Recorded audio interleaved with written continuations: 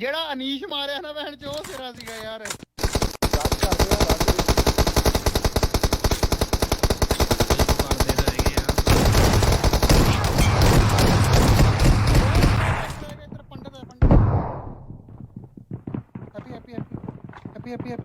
Happy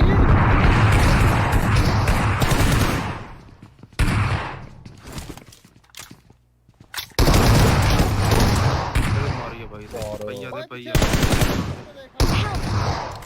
ਔਰ ਇਹ ਬੰਦ ਯਾਰ ਕੀ ਕਰਦਾ M4 ਚਲਾ ਦੇਨੂੰ ਕਰਿਆ ਸੀਗਾ ਯਾਰ ਮਾਰੇ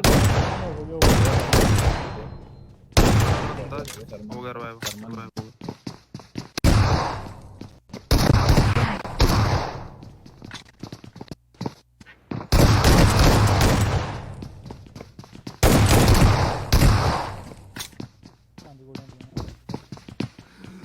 ਭੱਜਿਆ ਤੇ Excellent work. ਯਾਰ